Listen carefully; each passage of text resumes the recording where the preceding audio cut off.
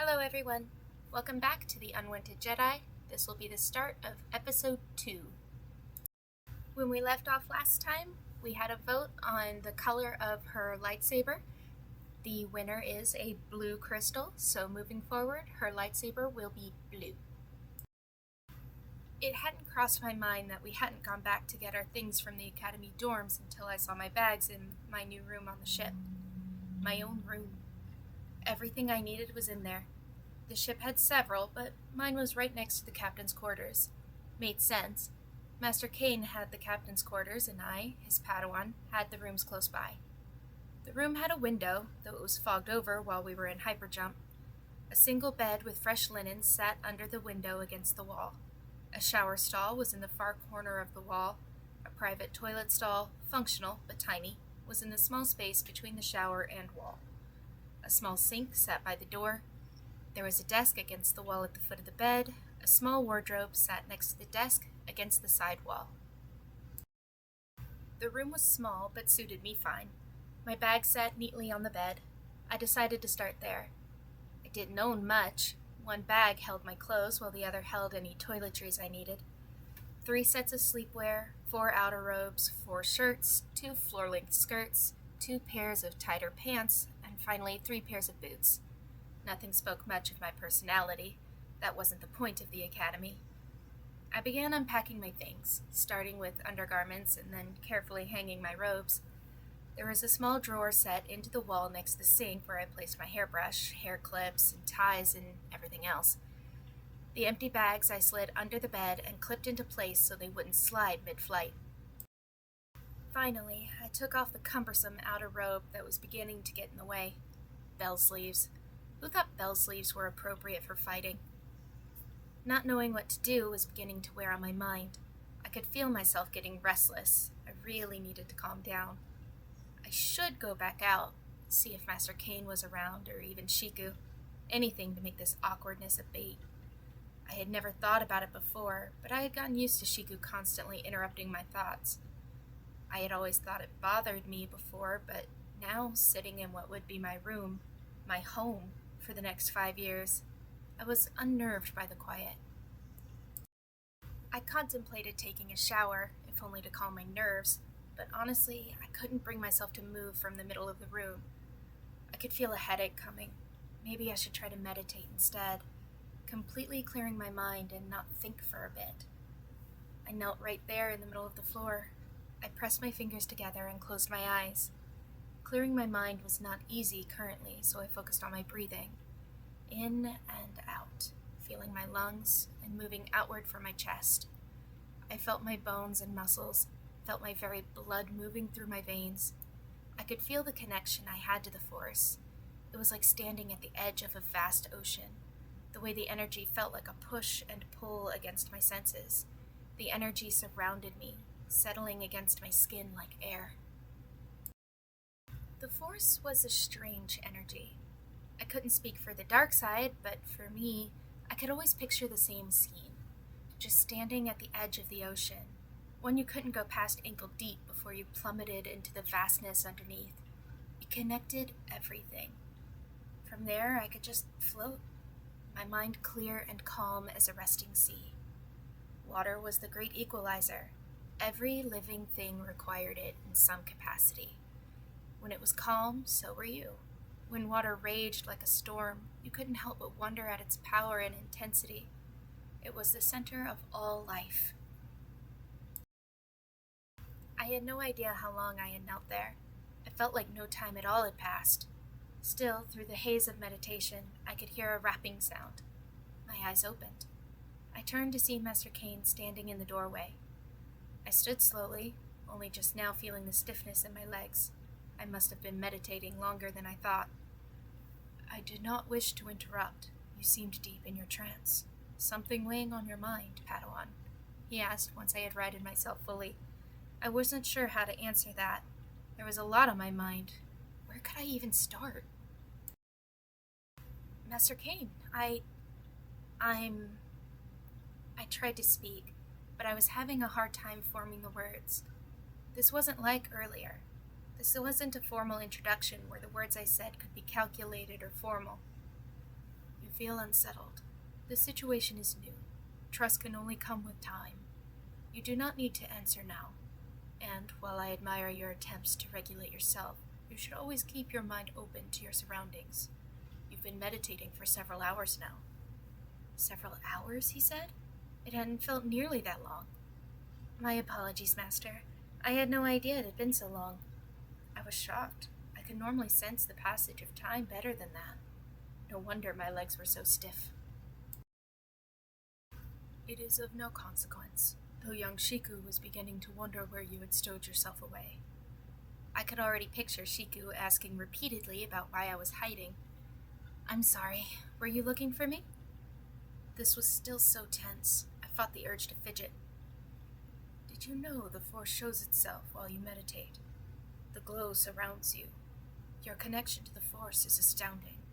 I look forward to seeing what you do with that connection. Sokoto and Shiku are currently getting acquainted. I thought we should do the same. Come, we can speak more in the meditation room. Master Kane moved calmly from the doorway towards the meditation room I had seen earlier. The meditation room was probably the only room that had soft flooring. Not carpet, just padded, which makes sense. No need to lose feeling in your legs if you didn't have to. The walls were bare, though there were glow orbs lighting the room with a soft blue hue. There were a few cushions as well, blue in color, with a pattern I could only describe as random stitches of a darker blue. I gather you are wary of strangers and new situations. This transition is clearly hard on you. This can only be eased over time, though if there's anything to help ease your mind, you have but to ask. Master Kane was clearly trying to help, and I knew he was right. Easy camaraderie only came with time and experience. It was far, far too soon for that. What should I expect? I gathered from your service record that you often work alongside the military, but a service record can only tell me so much. I tried to think of everything I had read about him, a list of achievements that basically told me he was the perfect Jedi, responsible, wise, kind, strong, descriptors that helped but didn't tell me what to expect as a student. Tells you about as much as your academy records tell me, a good student. You come across as detached, though I sense a depth that few have recognized. You joined the academy late compared to your peers due to political interference, and I sense that this impacted you. Knowing what a person has overcome does not get to the heart of their motivations. I could only nod at his words. I had forgotten that he would receive a copy of my academy records as well. Exactly, was all I could say. Take a seat. I'll explain what I can for now. Master Kane waved his hand as he spoke. Two of the cushions floated gently through the air. They landed silently a few paces apart. I sat, crossing my legs on the large pillow. I could sit comfortably at least. You are wise to be wary of those with power over you, though with time you will know who you can trust with only your intuition. While I'm sure that you know to expect combat training and force training, I will help you learn to trust yourself. You show exceptional promise, you just lacked faith in yourself. While Jedi try to remove ourselves from political leanings, it is inevitable that we work together with Republic leaders, acting as diplomats between multiple planets. Not all responsibilities of the Jedi are combat-oriented. When you are commanding elite forces or acting as a go-between for different worlds, or even digging through our history for answers to the greatest questions you can conceive, self-assurance is important. You must act with balance, believing in yourself while also being humble. I believe this will be your greatest challenge. You have a hard time trusting others, but this is partially because you do not trust yourself. Well, what do you say to that? So, where do we begin? Was all I could ask. We can begin official instruction tomorrow, but for now, I'd like you to try something. Your control of the Force is admirable. You wear it over your skin like a shield of ice. I suspect this has made it almost impossible to get close to anyone. Physical touch will overwhelm you. You need to push it outward. Let the ice melt. Allowing the Force to flow around you will help you sense a person's intentions from a distance, but also keep you from isolating yourself any further. I was already lost. I don't understand, Master. It wasn't often I was confused. When you meditate, as you were earlier, what do you see? Odd question, but okay. I don't go that deep very often. I can see the forest like a vast ocean. I'm standing before a deep drop-off, so I can't go any deeper. I can feel the water at my ankles, and I'm just looking out at the water surface. I answered as best I could. Have you ever tried going further? Stepping into the deeper waters, allowing yourself to go farther? Going into a deep abyss, even in my own mind, sounded mildly terrifying. No, I haven't. It seems too deep. Master Kane nodded as I spoke. While meditating, you are in your own mind. You make the rules. Would you really harm yourself? Or would you rather remain completely alone on the shore? That was a deep question, but I understood what he meant. I had never even tried seeing further into my own mind. I stayed where I felt safe, both in my mind and out. I think I know what you're trying to say. This had been a deeper conversation than I was expecting. I'm glad. For now, I think you've spent enough time in your own head. We can work on this more tomorrow, Master Kane said, standing from his own cushion. I followed his lead and followed him out. We went down a level to what I can only describe as a mini mess hall. A single large table sat in the middle. Knight Sokoto and Shiku were both already there at the table. A serving droid had already placed a plate of food for me at the table. There you are! Where have you been? Shiku exclaimed, pausing her conversation. I was meditating in my room. The time got away from me, that's all, I said, sitting down for dinner. The next few days were like this. Wake up, eat. Shiku and I would spar for a while. Then she would head off with Knight Sokoto for her own lessons, while Master Kane and I would work through meditation. I would be lying if I said I was completely comfortable with another person in my head. Still, it wasn't like I was making any progress there at all anyway. Morning on day 4, though, we made it to our destination. It wasn't early, just making its way into the afternoon. Shiku and I were still sparring when the alert sounded that the autopilot was bringing us out of hyperspeed. Master Kane walked away to sit at the command deck. I followed. I wanted to see this ice planet. It's one thing to know the planet is covered in ice and mountains, and another thing altogether to see it. White. It was big and white. The planet wasn't larger than Coruscant by any stretch, but it just looked empty. The vastness would seem immense once we were on the planet. I was getting chilled just looking at the white surface. Can you see it? Master Kane's question brought me out of my thoughts. See what? I asked. The aura around the planet. Ilum is steeped in light side force energy. It's part of the reason this is where we come for the crystals that power our lightsabers, he explained as I looked again. This time I didn't look at the planet's surface, but at the planet as a whole. You could almost see the place where the atmosphere met open space. The area seemed to glow almost. It's clear, almost like an extra layer to the atmosphere. Makes the ice almost look like it's glowing. It was kind of amazing to look at. Good. Your connection is deep. Are you able to see where on the planet the cave would be? I pinned my eyes to the surface, almost willing my eyes to see patterns that weren't physically there. The cave would likely be the most traveled area on Ilum. There would be many impressions in the Force itself, as many young Jedi and their masters traveled to roughly the same place. Since I was looking for a cave, I scanned the mountain range first, though it was hard to see from the atmosphere.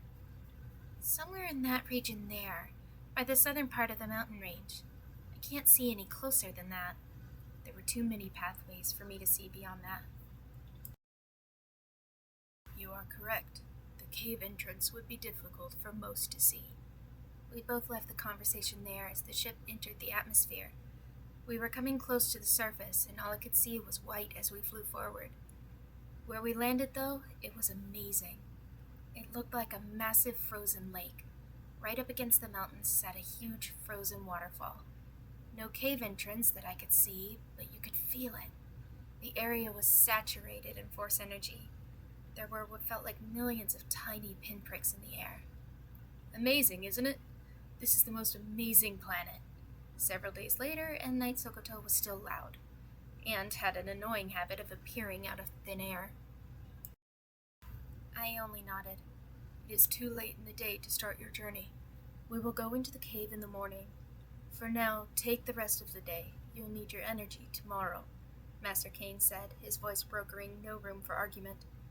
Do you mind if I still use the meditation room? I asked, not really wanting to skip it. I was beginning to enjoy the routine. Of course, though don't go too deep. Sokoto and I will be making preparations for tomorrow. That seemed to be the only explanation we were getting. You should go as well, Shiku. You could use some meditation time yourself. Night Sokoto added. Well, I wouldn't be alone, though there was at least no way Shiku would be wiggling about in my head. She could barely access her own. Shiku and I went off for the meditation room. Are you excited? I mean, we get the crystals tomorrow. Shiku was clearly too excited for her own good. I suppose. We still need to gather the hilt, so we aren't likely to have a lightsaber for a while at least, I said, moving the cushions to the center so we could sit. It's still exciting. Every journey begins with the first step, right? By the way, you seem to be settling in all right. Are you and Master Kane getting along all right? She was in the mood to be nosy, it seemed. So far, yes, we are. Hard not to when he has literally been in my head. You and Master Sokoto seem to be getting along. I knew she was going to ramble, but I was glad she seemed so excited. It's been great. We've been going over strategy games and stuff. He's teaching me to think on my feet and be more observant. You said he's been in your head? Like, for real? Ineloquent, but I knew what she meant. Yes, it's like he can completely match my mind when we meditate together. Working on self-doubt. He says I need to be more sure of myself. We both sat down as I answered. Freaky. I don't know how you of all people could stand it. If anyone was aware of how much I couldn't stand being touched, and why, it was Shiku. I know, but it's different. He isn't physically touching me or anything. It's more like he's just guiding me from a distance. I can feel his presence. I can hear him talking to me, but it's not irritating or intrusive. Now shush. We are supposed to be meditating. I smirked as I closed my eyes. I didn't need eyes to see she could pout. The next morning, I woke early. I wasn't excited about braving the cold outside, but this was the first test for any Padawan. And tests I was good at. I was quick to be ready for the day, grabbing the robes I would need to handle the cold. My hair was up in record time. I was in the same room we took meals in, just as the sun started to rise over the edge of the horizon. I wasn't the first one there, either. Good morning, Master Kane, I greeted him as I sat down. The serving droid appeared out of nowhere. A light breakfast was set for me. Good morning, young one. Eager for the day, are you? He asked as I sat. A bit, yes. I look forward to the challenge, I answered. Sokoto has gone to wake young Shiku. They should join us soon. Once everyone is ready, we will head for the cave, he explained as I ate. I nodded my understanding. Shiku was groggy still when she joined us, though she was quick to start bouncing in her seat. I was having a hard time not laughing a bit as she ate faster than I had ever seen. It's one thing to look out a window, see snow and ice endlessly in all directions, and know it's cold. It is another thing entirely when the door opens and the cold air hits you in the face. Immediately, the air felt like 1,000 tiny insects stinging the skin. The morning sun hitting the ice reflected a powerful light into the eyes like a laser beam to the retina. First impression? Ouch. Walking across the snow and ice was interesting as well. The crunch under my boots made the most irritating sound. I could feel the snow compacting under my feet. It was deep enough that the crunch sensation would have most people unbalanced as they walked. I was grateful when we stepped behind what was obviously a massive frozen waterfall. The ice glistened as we stepped through, lighting the entrance to a cave you would never believe was there if you weren't already looking for it.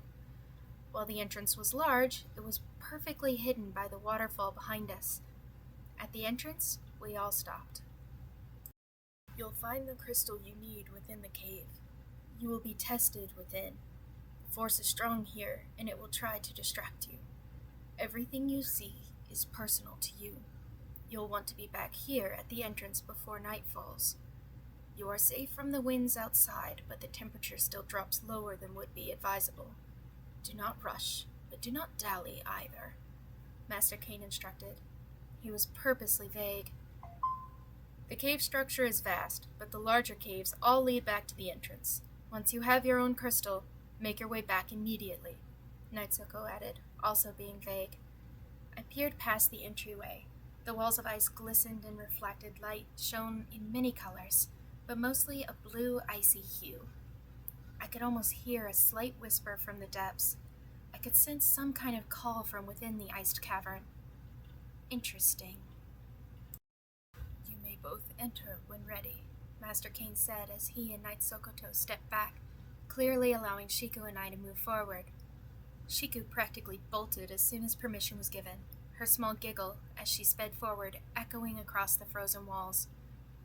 I followed at a slight jog, not nearly as easygoing as Shiku was. We weren't after the same thing, technically, and this particular test was meant to be done individually anyway, so I didn't feel the need to keep up with her. I almost immediately lost sight of her, and it wasn't long before the cave began to split into multiple different smaller segments. I stopped to get my bearings, looking around to try to figure out where I was meant to go. That's when I heard it again, just like at the entrance, a small whisper. Without paying attention, I would have missed it. I strained my ears trying to figure out where it was coming from. The light was dimmed further in, no matter what direction you looked in. I looked down every passageway in front of me, but all of them looked exactly the same. I sighed. A puff of mist from my breath floated about in the cold air. This wouldn't be an easy test. Closing my eyes, I stretched my senses outward, just like Master Kane had been trying to teach me the last few days. To not use just my eyes, but all my senses in an outward direction. Technically, any crystal here would work a lightsaber just fine, but there was something about finding the right one. It would change the type of weapon I had, the color it was, and how I used it. I wasn't sure what I was really looking for, didn't even know what to hope for. I wasn't the kind of person that had such strong preferences. I preferred going with the flow of things. Well, he said to trust my instincts more. Trust myself. Right. No problem. Opening my eyes again, I looked around. There was a small cavern off to the right and two larger ones to my left. Choices. I hated choices like this. I knew, on a technical level, it didn't matter, but the small part of my mind that I knew hungered for approval wanted to get the right one. I wanted the connection to my weapon that was promised to us at the academy. Then I heard it. There it was again, that whisper. Without another thought, I went down the passage to the far left. I kept a steady pace as I moved along. I could absolutely appreciate the beauty of this place, the way the light refracted colors around and the way the very air seemed to be tinted this pale, serene blue. I could lose myself happily in this sort of place. It was quiet and beautiful. Still, I kept walking. After a while, I entered what could only be described as a massive cavern. There were sharp-looking icicles clinging to the ceiling. In the center was an icy pool. The small amount of melted water would be freezing cold. At the end of the cavern was 3 more pathways. I stepped forward, intending to go around the small pool when the water began to glow. I stepped towards the water instead. Master Kane said the tunnels were steeped in forced energy. It wouldn't be outside of reason for the force to find ways to manifest itself. It wasn't until my boots just barely brushed the water when the light cleared from the water and grew above it. It raised until it was right at eye level, and then shifted in shape until it was almost humanoid in shape. After a moment, I could just barely make out the details of what I was looking at. It was me? Just older. A version of me in white robes with my hair down. A level look set into gray eyes. It was strange looking at an older version of myself. Hello, my younger self. The voice I heard was a deeper, calm, but feminine timbre. I could hear time itself etched with years of experience. I was stunned into silence. This was strange. Before you lies a choice, a direction you yourself must go at your own will, but you've never felt like you had many choices, felt forced into a life of sacrifice as a Jedi by political forces. Now you must learn to choose for yourself. You are old enough now. You can turn back, live your life in freedom. You would not need to return to Naboo. Or you can move forward. You can choose this life yourself. Become the greatest version of yourself. For the first time, let this be your choice. The Force image of myself spoke. I looked back from where I came. I could almost see it. I could work as a slicer or an engineer, build a life for myself with only myself to answer to. I could forsake the family I came from, officially, and build a family of my own. A husband, children, a good stable and normal career. Looking forward at the next 3 tunnels of ice, I could see the life there too, assisting in war-torn planets, battling Sith, learning in libraries. I could see myself organizing battles, becoming a knight, bring honor to my home planet, teaching my own students, but always alone.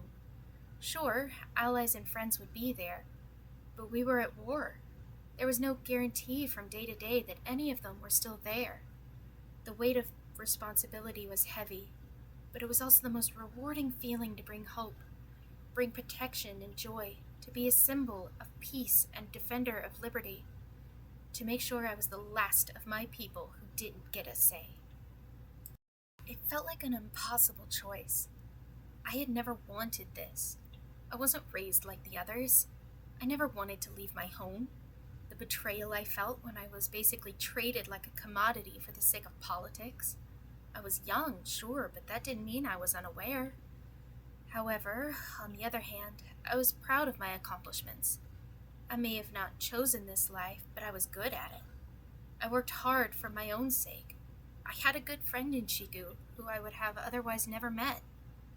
Life was rarely fair, but that didn't mean good things couldn't come out of bad situations. I looked up at my older self, a ghost from a possible future. There were stress lines on her face, but a calm resolve in her eyes. She looked strong, capable, resilient, dependable. I had no choice but to leave. No one ever said I had to stay. I've come this far without them. I'll keep going despite them. I'll succeed for me. I'll be greater for those that feel like they don't have a voice. I'm moving forward, I stated clearly. The older me nodded, only for the light to immediately fade. The light was gone, and for that matter, so was the pool of water. I shivered before moving on. I did walk a little faster. I looked only briefly at where I was going before continuing through the right tunnel. This tunnel was shorter than the first. It was also a lot smaller. It wasn't uncomfortable to walk through, but I could feel the extra chill from the frozen walls. The next room that I walked into reminded me more of a bunch of mirrors. The ice was perfectly flat and clear. I could see my reflection in the cold walls around me. I could hear that whisper again. It was getting louder now. Well, well, well, look at you, a baby Jedi with no future. It's not like you'll get far like that. Not like me. I'll be the most powerful person around. No one will ever force me into anything. I write my own story. An angry voice sounded around me. I looked around, only seeing my reflection in the ice, but now it looked different. Skin-tight black robes sat on a scar-filled frame of myself, red tattoos making curved lines across my reflection's face. The gray in my eyes turned pure, unnerving white. A glowing red lightsaber sat in her hand, the glow matching my hair almost perfectly. Aren't you cute? Come closer and let me kill you. I'll destroy everything that gets between me and the freedom I deserve. What can you even do? A pathetic child that can't even speak for herself? Yet you want to stand against my power? A true Sith would destroy you in an instant. I could understand this version of myself. It wasn't like I hadn't thought about it. What would have happened if I had stood up for myself more? Turn back. You don't deserve the title of Jedi. Be glad I'm letting you live. This version of me was definitely more outspoken. No. I'm going after what I want in my own way. You are my reflection, my opposite. You're nothing more than a nightmare. You are not me, I stated clearly before I could even think my words through. Once again, the room emptied. The mirror finish on the walls abated. On the other side of the room, there were only 2 passages this time. One was clear and wide, easy to get through. The other I would have to shimmy through. It wasn't impossible to pass through. It would be a tight fit. Yeah, I already knew where I was going. Nothing worth doing was ever easy after all. I squeezed into the tighter crevice. It was tight, and some of the ice jutted irritatingly into my skin. After pushing myself through the crevice for a while, I finally made it out, only to press myself against the wall again. I stood on a small ledge. Underneath this was a deep fall, a giant hole in the ground that seemed bottomless. There were these ice bridges jutting out in all directions under me, though none were connected to the small ledge I stood on. The pit was a good 30 paces across, too far to jump, and yet on the other side I could see another room. I could see a shimmering light. It was small from here, but I could feel a pull towards that light. Well, I had a destination at least. Didn't help me right this moment, though. I took a deep breath before looking down. The drop was terrifying. Still, I could almost see a pattern. If I dropped very carefully, I could land on the ice bridge just under me. I could use the force to jump from one bridge to another. The last one was only 3 feet from the opposite ledge. That I could do. Still, the ice was slippery. One misstep or slip of the foot and I'd fall. Okay, that's seriously terrifying. Yet the whispering was now loud enough to be a constant buzzing in my ear. I could see the shimmering crystal in the next room.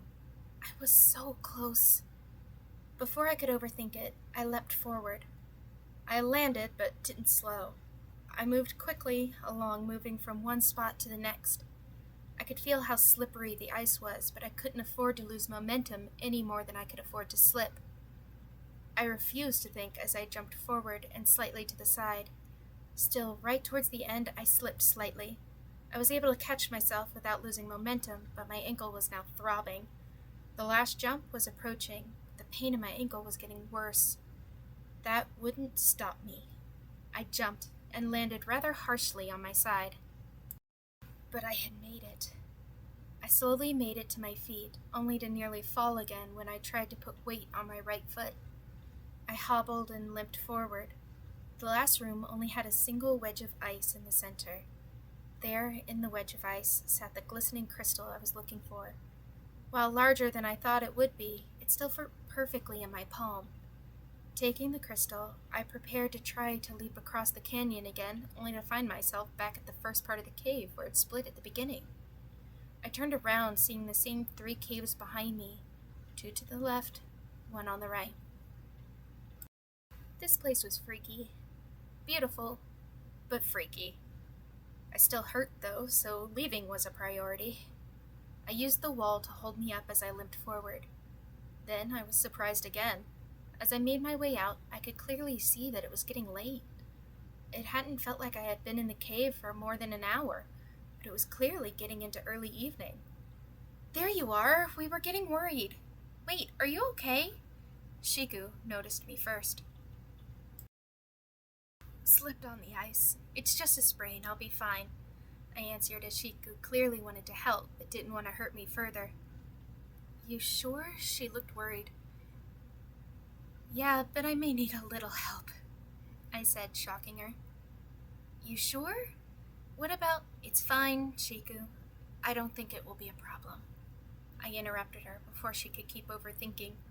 She came up to my side. She hesitated a bit before wrapping her arm around my middle and letting me use her as a crutch. Before this, the physical contact would have my skin feel like it was burning to the point where it hurt. Now it just felt warm, like normal touch warm. "Did you find it?" she asked as she helped me onto the ship. I didn't answer. Instead, I just opened my palm, where sat a beautiful icy blue kyber crystal.